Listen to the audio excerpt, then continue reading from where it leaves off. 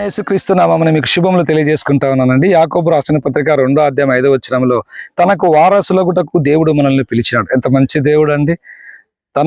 తనకు వారసులగుటకు దేవుడు మనల్ని పిలిచినాడు. చూడండి, ప్రపంచ 7 వింతలలో ఒక వింత, అదొక పెద్ద సమాధి. ఏంటి అదంటే తాజ్ మహల్.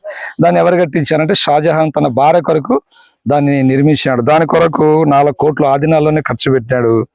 నలుపు తెలుపు పాలరాతితో అది నిర్మించడం జరిగింది.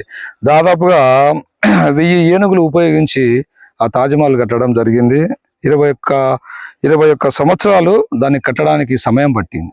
ఇంత వెచ్చించి తాజ్మహల్ నిర్మిస్తే అది ప్రపంచ వింతలలో 7వ వింత అయింది. అయితే పరలోకం అనేది అది పునాదులు గల పట్టణము, సూర్యచంద్రులు లేని రాజ్యం, ఆకలి దప్పులు లేని రాజ్యం, దేవుడైనటువంటి ప్రభువు ఎల్లప్పుడు కూడా ప్రకాశించేటటువంటి ఆ యొక్క రాజ్యంలో మనం ఉండాలని దేవుని యొక్క నిత్యమైనటువంటి సంకల్పం.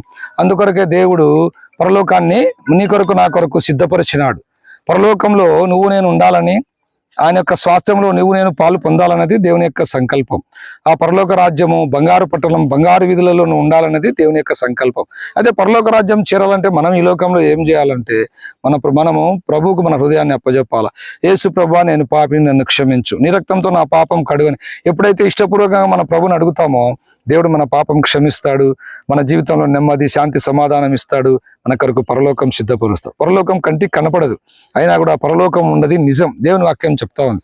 కనుక ఈ పరలోక రాజ్యంలో నీకు నాకు స్థలం ఇచ్చుటకు పరలోకాన్ని వదిలి దేవుడు ఈ లోకానికి దిగి వచ్చినాడు. ఈ పాప భూయిష్టమైన లోకంలో, ఈ పాపముతో నిండి ఉన్నటువంటి ఈ లోకమునికి దేవాది దేవుడు కుమారుడైనటువంటి యేసు ప్రభు ఈ లోకానికి అవతరించి మనందరి పాపాలు శిలువ మీద మోసి మన కొరకు ఆయన శిలువలో మరణించి తిరిగి లేచినాడు.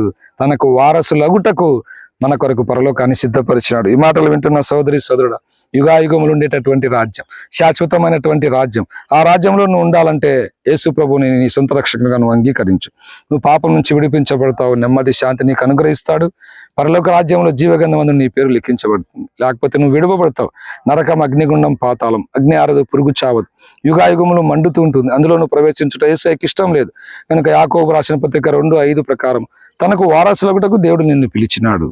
దేవుడి కొన్ని మాటలు దీవించును గాక. Praise the lord.